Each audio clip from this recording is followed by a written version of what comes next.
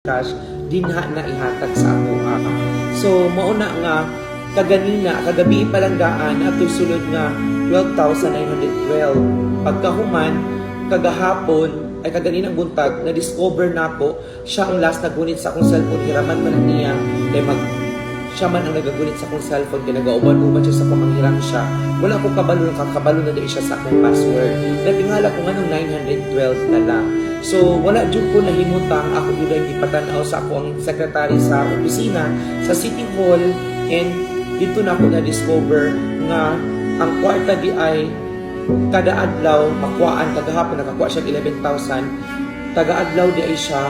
iyahang call akong cellphone iyahang isend sa iyahang number ang GCash and gikan pa sa June 21 antod kaganina ang iyahang pagpangawat sa kwarta nagikan sa ako ang GCash ug mikabat kini og 199,500 so 500 na lang gyud ang kulang para mahimo siya og 200,000 so sakay wala na gyud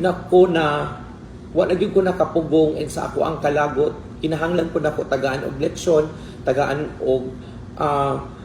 yun nako siya og kana bitong realization nga mali gyud ang iyang gibuhat kay sobra gyud kaayo pod ang akong kaayo sa iyaha. So sa tanang mga nangutana, tinuod ba nga naa sa prisuhan si Ligaya? Tinuod na, dili na siya prank, dili na siya atik, and naa siya karon dito sa prisuhan, kaganina siya gidakop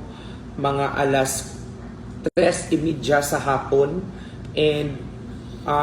gipadayon nako ang akong kaso sa iyaha para matagaan gid siya og direksyon. So